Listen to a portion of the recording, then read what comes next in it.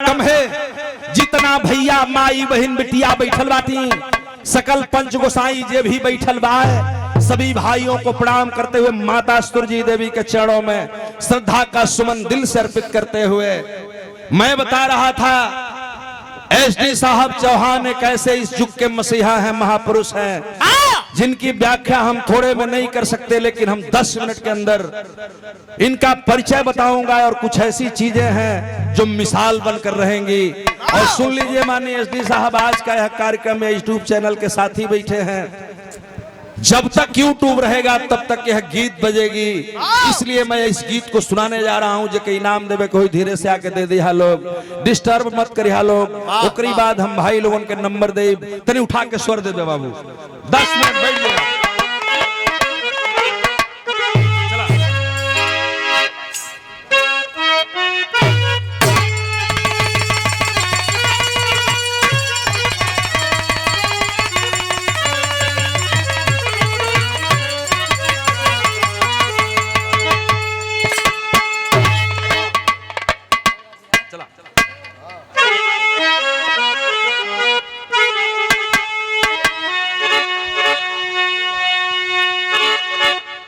हवा हवा हवा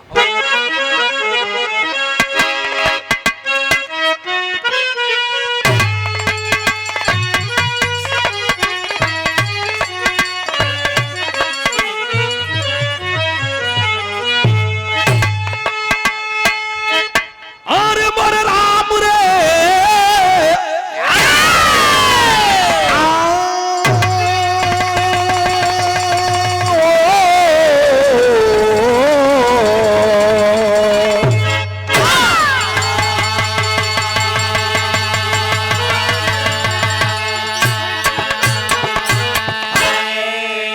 बिरहा की शुरुआत झर से हो गल बेटा, खाटी बिरहा।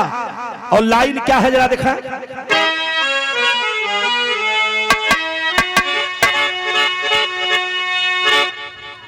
कि सरजू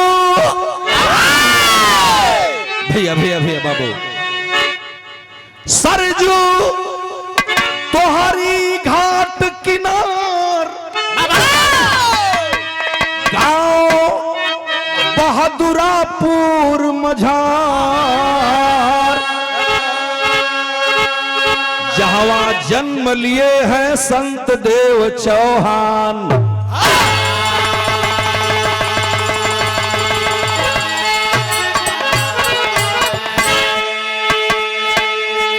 भैया हो, जनपद मऊ के दोहरी घाट थाना, दोहरी घाट थाना का दोहरी घाट बाजार, दोहरी घाट बाजार के ठीक सामने पूरब तरफ दोहरी घाट रेलवे स्टेशन है। दोहरी घाट रेलवे स्टेशन से जब रेलवे लाइन केवल पार कर जाएंगे तो वही बहादुरापुर गांव है, जहां सर समाज की बस्ती है। हर समाज के लोग रहते हैं। उसी समाज में, उसी गांव में एक लाल पैदा होता है जो पूरे पूर्वांचल का सितारा बनता है। उस लाल का परिचय पाएंगे। नाम तो मैंने बताया है एसडी चौहान, लेकिन परिचय पाएंगे बिरहा में। एक लाइन तर्ज लगा बेटा,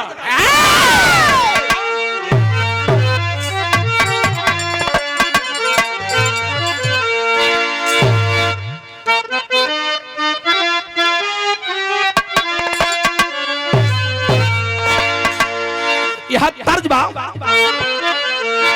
कि छपरा सहारिया में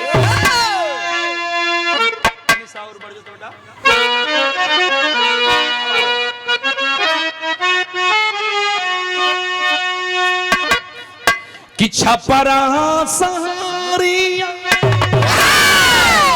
अरे चलली दुई बहनिया उठवा रंगल हो रहले,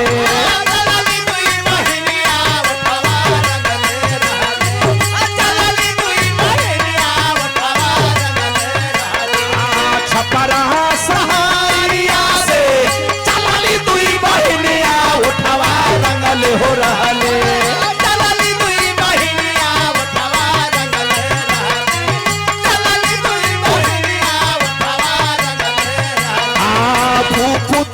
खोसैली हो रुमाल उठवा रंगल हो रहली, फूफुती में खोसैली हो रुमाल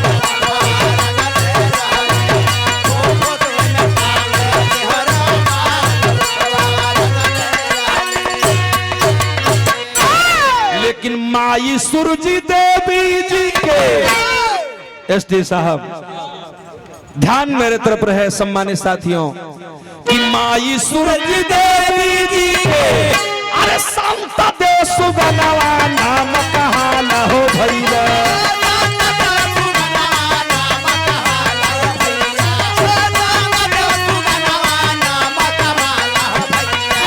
माई सूरजी देवी के संत दे सुगनवा नाम कहा न हो भैया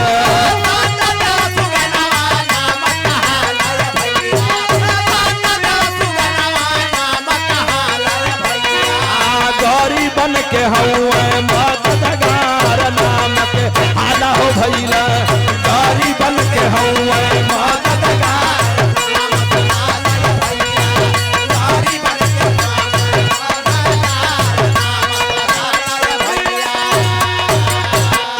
बाबू राम दुलारे जी के सुघरा ललानावा हो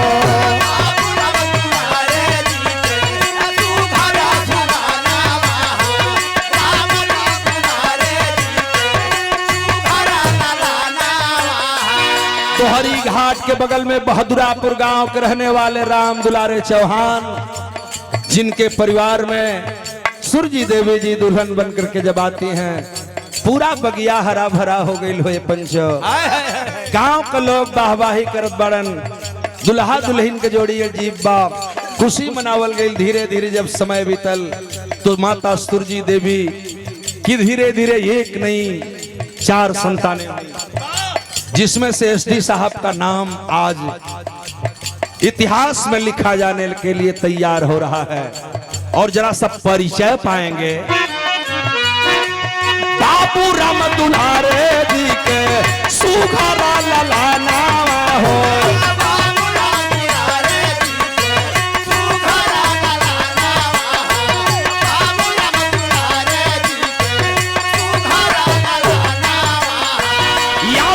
चौहान प्रेम छोटा का बिराना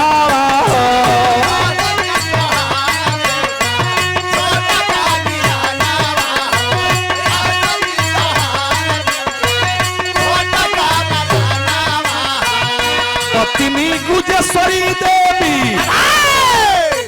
दुल्हन गुजसरी देवी भारत खाना दनवा नाम कहा न हो भैला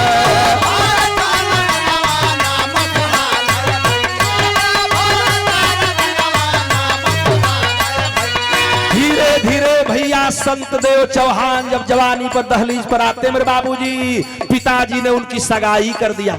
और जब सगाई हो गई दुल्हन आई, दुल्हन का नाम हो गुजेश्वरी। गुजेश्वरी देवी जब दुल्हन बन के परिवार में आती है बाबू एसडी चौहान की बगिया सजने लगी। और जब सजने लगी तो परिचय पाएंगे पत्नी गुजेश्वरी देवी नाम कहा न हो भैला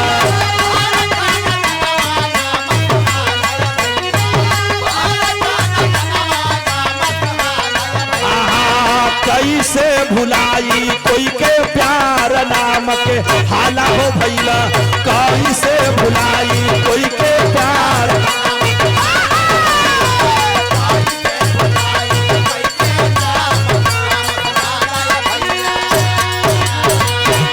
एसडी चौहान भाइयों के बीच में एक बहन आती है जिन बहन का नाम आज भी इतिहास में अमर हो गया। माई सूरजी देवी का आत्मा जहां हो परमात्मा शांति देश।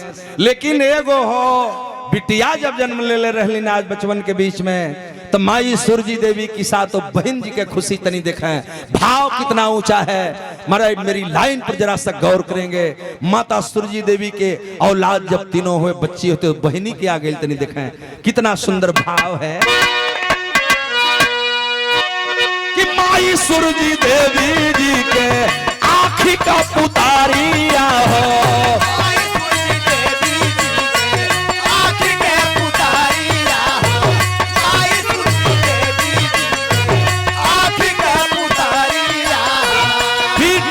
जनमली गामा।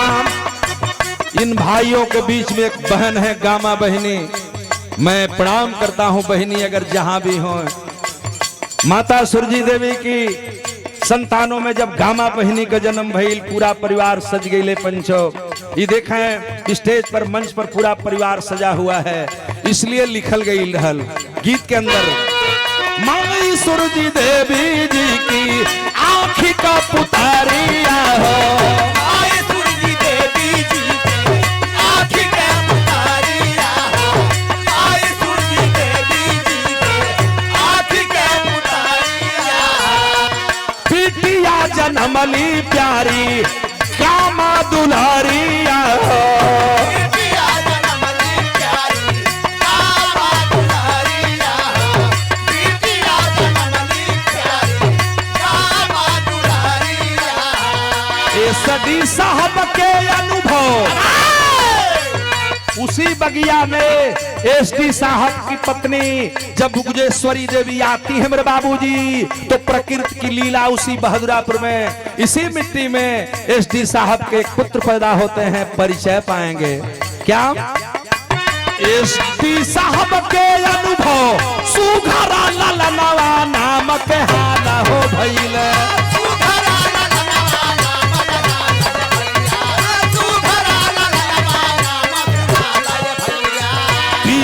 नम्रता चौहान नाम का आला हो भैया, बिटिया नम्रता चौहान नाम का आला, बिटिया नम्रता चौहान नाम का। एसडी साहब के एक लड़के जिनका नाम अनुभव चौहान और एक लड़की पैदा होती है जिसका नाम नम्रता। नम्रता चौहान जी आज ऊंचाइयों को छू रही हैं वह बच्ची। जाओ उस बच्ची को मेरा आशीर्वाद लगे, आप लोगन का आशीर्वाद लगे। माई जे दुनिया में न बाटी वो माई का आशीर्वाद लगे। हम बिटिया नम्रता को बहुत बहुत आशीष देते हैं और अपील कुदरत आपको कामयाबी दे। बिरहा के लाइन में भाव बदल गई, बिरहा के तरज लगत बा बेटा।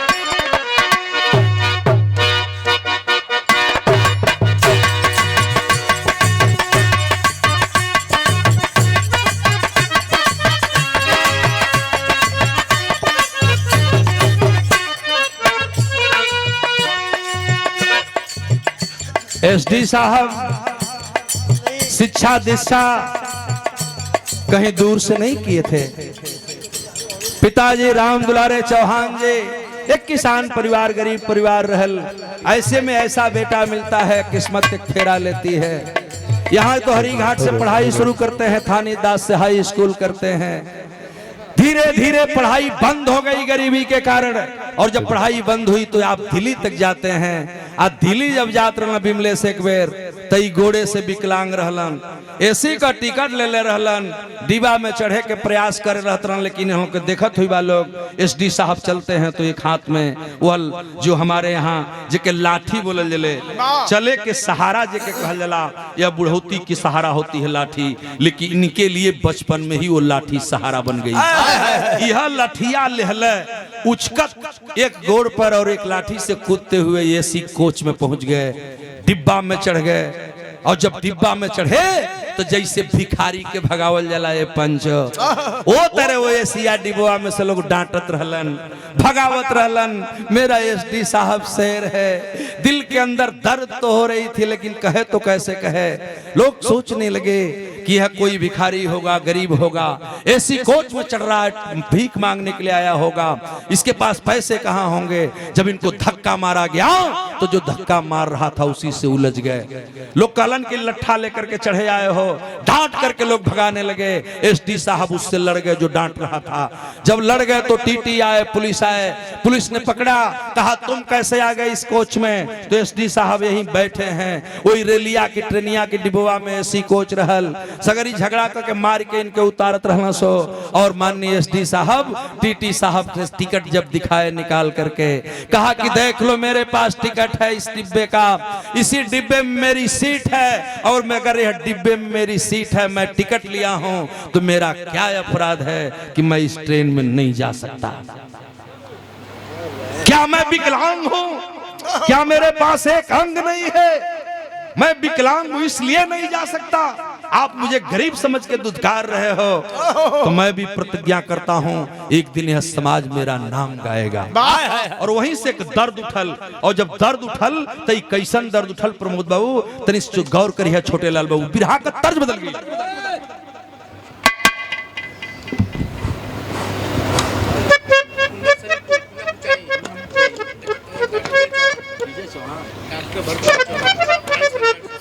हाँ, समझ गए। तो ये बता दिल रहती खाली डॉक्टर भरतलाल चौहान जी, फालिस वाले जो हमारे गार्जियन हैं, हमारे ही बगल के इसी सिपाह बाजार में माननीय साहब की दुकान चलती है, डॉक्टरी चलती है, बड़ी अच्छी जानकारी है। कुदरत आपको सलामत रखे, आप लोगों की जरूरत है। डॉक्टर भगवान का दूसरा रूप होता है, लेकिन हाई बिरहा देखा कैसन महापुरुष के हम शुरू कैले हैं। मायूस तो हुए उस ट्रेन के डिब्बे में, लेकिन दिल के अंदर तभी से एक उन्माद आ गया। और कैसा उन्माद आ गया, बिरहा का तर्ज लग गई।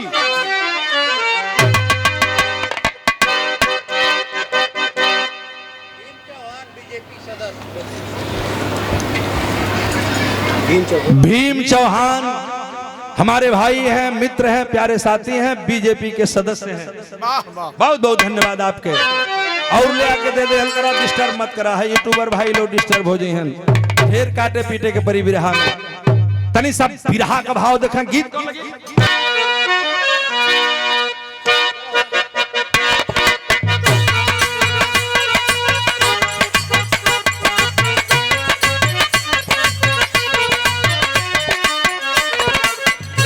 एही पार गंगा माई, ओही पार जमुना हो। पार गंगा माई, ओही पार जमुना, एही पार गंगा माई, ओही पार जमुना। बिचावा में माला मोरा रजऊ, मेरा वादल वही हो।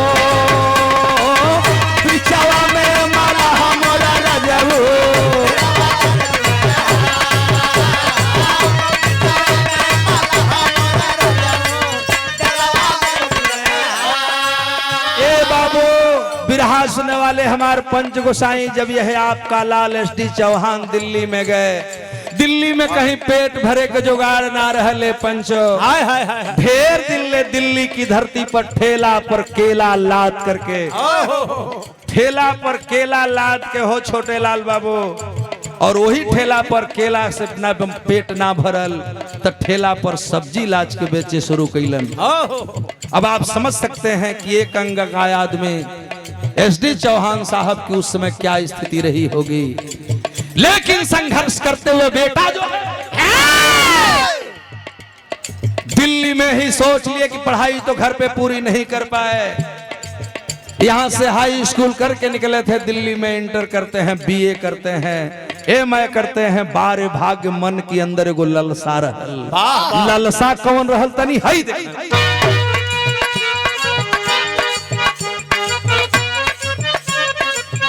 सहल बहुत दुखदाई, सोचेला कि करब भलाई।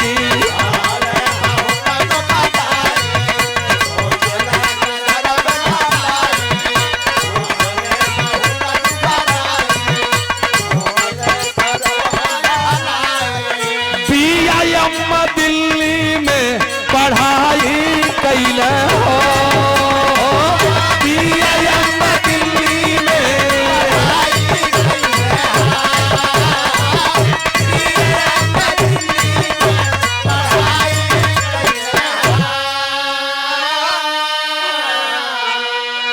कैसे जाना सेवा होई।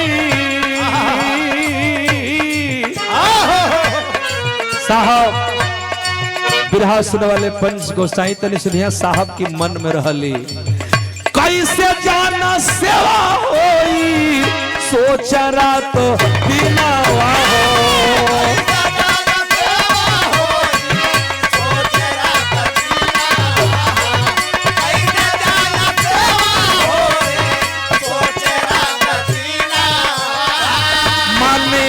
एसडी साहब सोचने लगे, मैं तो गरीबी में पला हूं, बड़ा हूं, गरीबी को नजदीक से देखा हूं, गरीबों की सेवा कैसे करूंगा, यह 30 सतावत रहल बनवा में हो। ए बाबू भाग्य साथ दहलस, एक दिन करिश्मा हो गई। कौन? कैसे जन सेवा होई, यह सोचे मनवा हो। तौले प्रमोद यादव जी भैया बाबू जानत हुआ करिश्मा का हो गल हो कि नौकरी पगैला तवले यम सदार म्याना हुआ हो।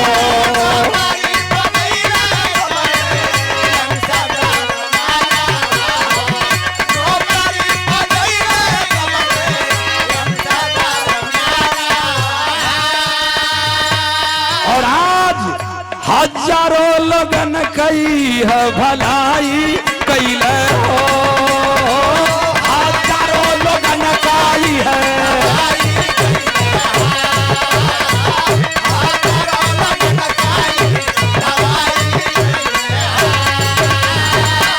अपने हाथ से जब एम्स में जाएंगे मेरे बाबूजी, मैं एक बार नहीं कई बार गया हूं और मैं देखा हूं जिस ऑफिस में सीआरओ ऑफिस में आप बैठते हैं भीड़ लगती है और सारे लोग जितने निरीह गरीब हैं आप ही का इंतजार करते रहते हैं। अपने हाथों से आपने अब तक 26,000 लोगों का कार्ड बनाया और यही नहीं, मैं देखा हूं, जानता हूं, जो गरीब है, निरीह है, अपने पैसे से, अपनी तनख्वाह से, अपने संसाधनों से, जिनकी बाडी घर जाने लायक नहीं है, 150 बाडियों को आज जो मैं जब बिरहा गा रहा हूं अब तक, आज तक 150 बाडियों को अपने पैसे और अपनी मदद से एम्बुलेंस से घर पर भिजवा करके उनकी लाश का दाह संस्कार करवाए हैं।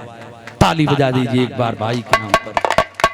बाबू ऐसे हैं एसडी चौहान और आज भी दिन रात इसीलिए लगे हैं। यही नहीं, कोरोना काल चल रहा था, कोरोना की पहले से साहब हमके याद बा पूरा दिन, आप भुला गए हो, कोरोना से पहले हम दिल्ली से घरे आ गए रहने, वह दिन रहे, 2 दिन की बात कोरोना ला गई रहे।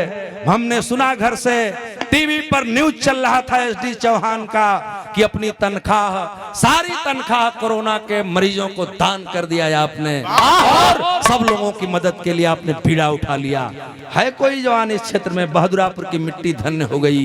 ये ना ए बाबू आवा लोगों ने को हम बात बतावे चलते नहीं, वो दूसर का अंतरा लगे कि कार्डवा बनावे सबके, कार्डवा बनावे सबके, भर्ती कराव रामा।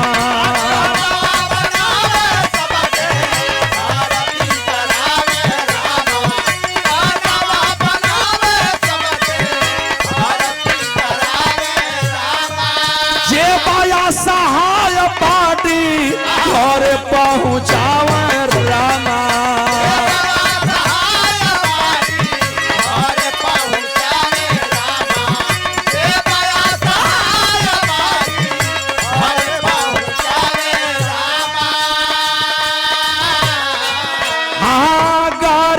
के दिलवा में समाई गईले हो, गाली बन के दिलवा में,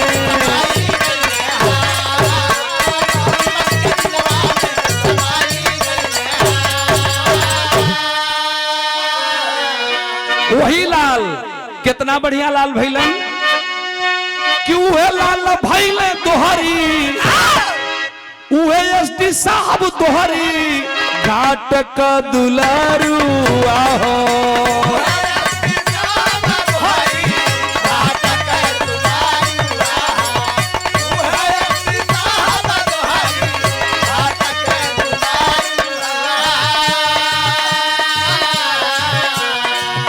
गरीबनिया सहायन के पानी के पहाड़ हुआ हो।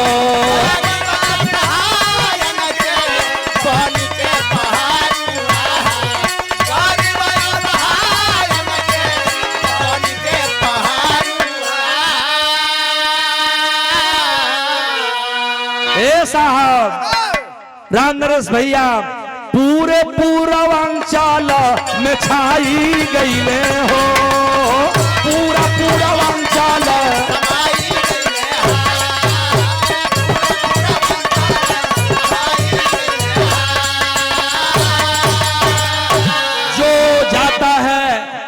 नंबर मिलता है, नंबर नहीं मिलता है, एसडी साहब से संपर्क करता है। हम लोग जैसे एसडी साहब से बात करते हैं तो बात का वजन इतना है, बात को सम्मान करते हुए आप काम करते हैं और तमाम लोगों को जिनका कोई सहारा नहीं उनका सहारा बनके एम्स जैसे एशिया का सबसे बड़ा हॉस्पिटल बाबूजी उसमें भर्ती कराते हैं। अंतोगत्वा दवा दारू होती है, नहीं अगर ठीक हुआ पैसा नहीं है बाडी घर कैसे जाएगी। अब तक मैं बताया 150 से ऊपर बाडी घर भिजवा चुके हैं और आज वही हॉस्पिटल में अपनी माई के खोद न हो, ये पंचो इतने ना हो, वही हॉस्पिटलवा में आज माई छूट गईली, सुरजी देवी साथ छोड़ के चल गईली, लेकिन साहब सबके बचौला अपनी माई के ना बचा पौला नहीं। मैं एक बात बता रहा हूं, एक घटना होती है इनके जीवन में। बहुत पहले इनका एक ही लड़का, बड़ा लड़का इस दुनिया को छोड़ के जा रहा था। एक बार हिम्मत टूट गई जब बाबू ये दिल के छोड़ के जात रहलन, बाबूजी का हिम्मत छूट गई, एसडी साहब का हिम्मत छूट गई। लेकिन ए पंचो बेटे के मरण को भी बर्दाश्त करके एसडी साहब अपने परिवार के लिए इस बहादुरापुर गांव का नाम रोशन करने के लिए, दोहरी घाट क्षेत्र का नाम, पूरे पूर्वांचल के गरीबों को बचाने के लिए दिन रात एक कर दिए। तो भाव देना पड़ा। बिरहा से लाइन ना बिगड़े ये लिए कि 3 मिनट और बटले बा हमार बिरहा हुआ भैया हो साहब एसडी साहब का बड़ा पुत्र दुनिया छोड़ करके चला गया। शेर पूर्वांचल का एसडी चौहान अपनी हिम्मत को नहीं हारता है, गरीबों की मदद करने के लिए दिन रात एक कर दिए। तो पूर्वांचल के लोग उनकी गाथा गाते हैं और आज वही पूर्वांचल का जवान काम कि बनल मसीहा तोहरी घाट के दुलारुआ हो,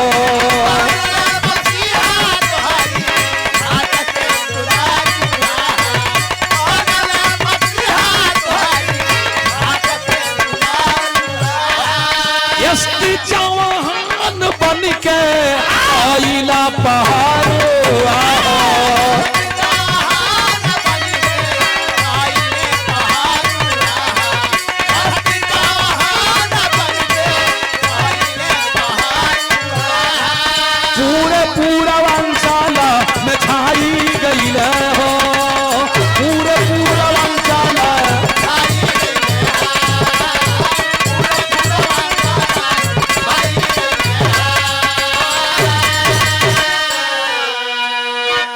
पूरे पूर्वांचल की धरती पर आपने ऐसा नाम कमाया, ऐसा नाम कमाया जो आज खुद देखने को मिला है। सारे लोग, यह लाखों लोगों की भीड़ और अपार जन समुदाय, हर माई बहन के लाइन लगल बा हो, सबके हमार प्रणाम बा, अभिनंदन है, वंदन है। और आज मैं बता रहा हूँ एसडी साहब, आप पैसे बन गए हैं कि गौरी शंकराचार्य की एक लाइन बता रही है जो बिरहा की आखिरी लाइन है, और इस पर तवज्जो जरा दीजिएगा, दिमाग में जरा सा मेरे तरफ।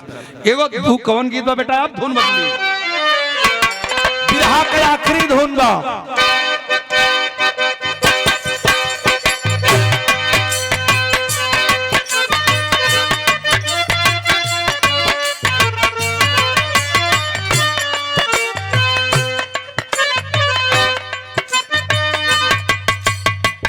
वह गीत रहल कि राखी राखी हर साल कहले सवनवा में, हर साल कहले सवनवा में, हर साल कहले सवनवा में। ए साहब एसडी अब तनी उनके मंच पर बोलावा। यूट्यूबर भाई ध्यान से इस बिरहा को आप गौर करिएगा, यही सीन बड़ी भयानक है। बिरहा के आखिरी अब हम गावत हैं, ये बिरहा के आखिरी तर्ज बा। ऐसा है, आइए मैं आपके लिए गा रहा हूं, स्वर से विचलित न होइए बेटा। तनी हमार लाइन निकलागी तब थपरी बजी, अभी ना बजी।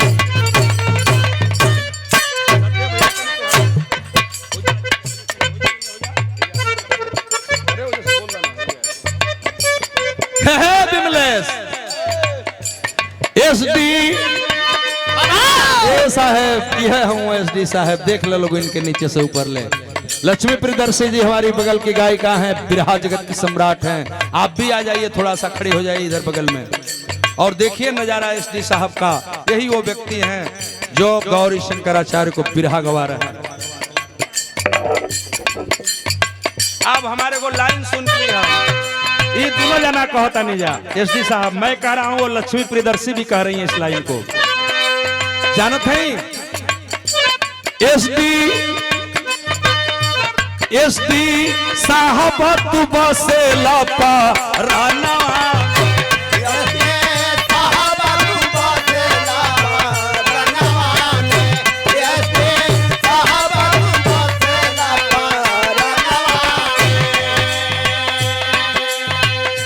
भैया बसला तू हमारी परना भैया बदला भैया बड़ा प्यार है। एक बार जोरदार ताली हो भैया का सम्मान होगा एसडी साहब तू बसेला रनवा में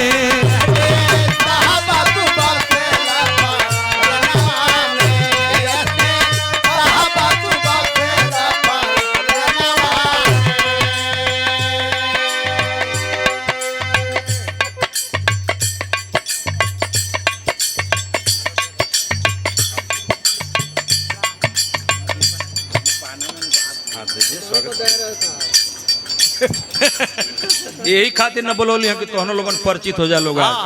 फोन जाई तो जरूर मदद करब। अरे लक्ष्मी तू खाली फोन करिहा एकदम मदद होई, जरूर मदद होई। यूट्यूबर वाले भाई आपकी मदद कराएंगे।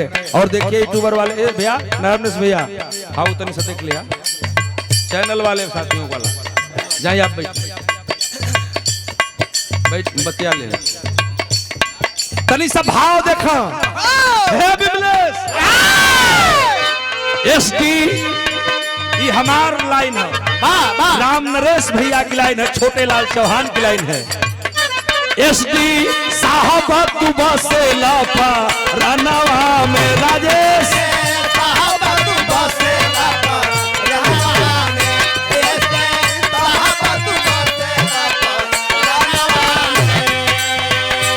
तोहर नाम होला सगा रोजाना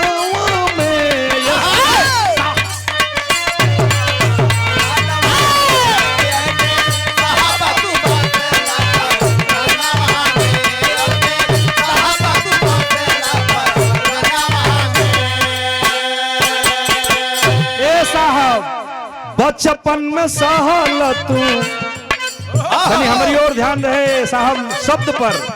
साहब बचपन में सहल तू हजारों विपत्तियां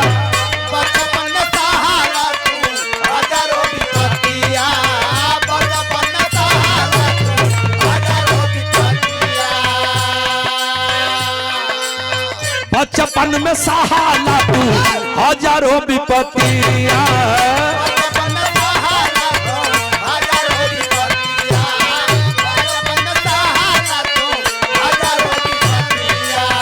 दुखवा में केहू नहीं, दुखवा में केहू नहीं बनले संगतिया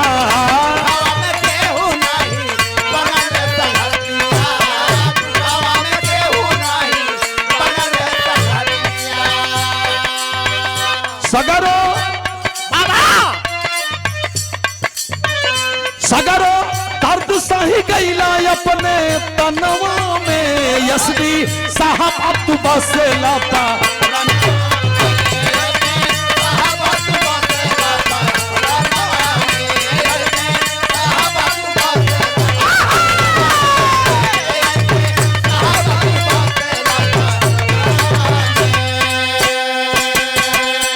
बताया कि सारा दुख दर्द आपने साहब परिवार में के लिए लड़ा यहाँ से लेकर वहां तक संघर्ष किया और एम्स में लोगों की दुआ कर दिया। कितना बढ़िया लाइन है इस गीत में।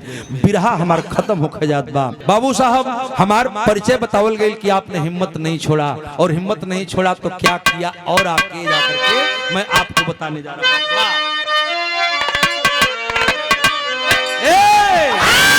अच्छा बाबू तनी देखा हाई लिखल बिरहा लक्ष्मी गौर करिए ई बिरहा लिखले कई है माइंड होके के चाहिए जो हम बतावे जाता नहीं रमेश सर राजे कि हो के विकलांग क्या बात है हो के विकलांग अंग हो के विकलांग अंग दूसरा को जोड़ेला ओके विकलांग अंग दूसरा के जोड़ेला ओके विकलांग अंग दूसरा के जोड़ेला ऐसा है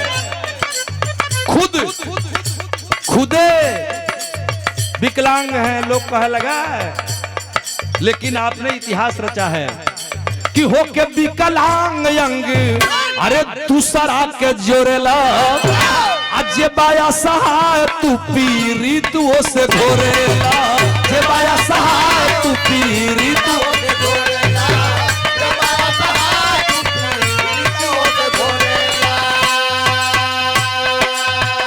सबका मदद कैला आइल जे शरणवा में यस्ती साहबा तू बसेला पा रनवा में यस्ती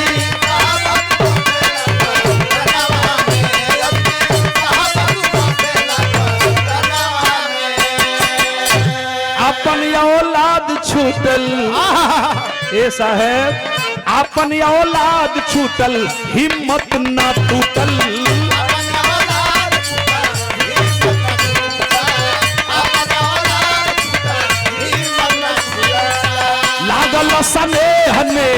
लागल स्नेह ने कबहू ना छूटल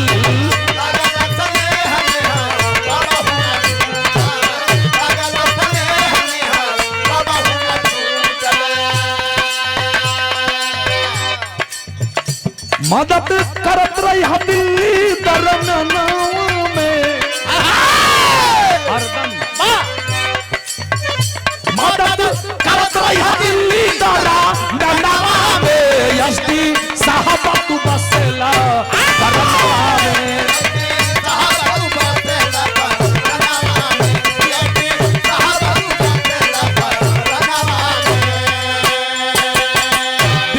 सुनने वाले भाइयों हमारे और बिरहा के साथियों मेरे सम्मानित साथियों आखिरी लाइन बहुत बेजोड़ है और साहब से भी मैं चाहूंगा कि जरा इस बात पर ध्यान दीजिएगा मैं कहने क्या जा रहा हूं बच्चा बाबू ये आखिरी लाइन बतावा तनी बड़ी बेजोड़ बा जाना तनी का आज का कुल श्रद्धांजलि यही में बा आपने बहुत बढ़िया श्रद्धांजलि किया है लाखों लोगों को बुलाया है माता जी को स्वर्ग में उच्च स्थान मिले लेकिन यहाँ के पब्लिक की एक आशा है लोगन के आशा बा पर एक खरा उतरे पड़िया वो आशा कौन बजाना तड़न ऐसा है रउए से लागल बाटे क्षेत्रवा के आशा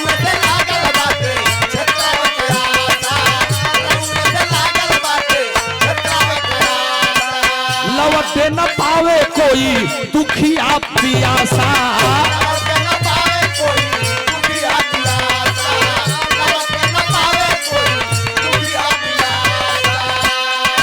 रउए से लागल बाटे एसडी साहब रउए से लागल बाटे क्षेत्रवा के आसाम लौटे न पावे केहू दुखिया पियासा लौटे न पावे कोई दुखिया पियासा लौटे न पावे कोई दुखिया पियासा राम नरेश जैसन मीत राम नरेश गौतम दिल्ली वाले मेरे बड़े भैया जो उनकी दहनी आह हैं इसलिए मैं आपको हिम्मत देता हूं जिनके लिए कि राम नरेश जैसन मीत बा यही जहानवा में एसपी साहब तू बासे लाता रनवा में एसपी साहब तू बासे लाता रनवा में एसपी साहब आचार्य गौरी शंकर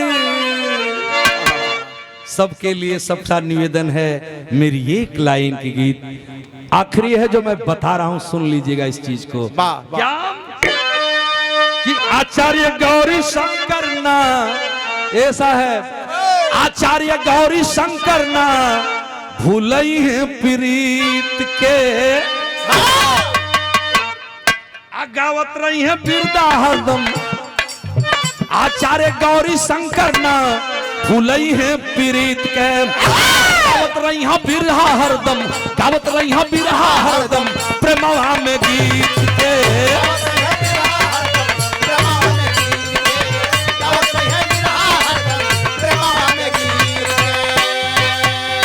सेवा भाव भरल बाटे हमारे मनवा में, सेवा भाव भरल बाटे हमारे मनवा में।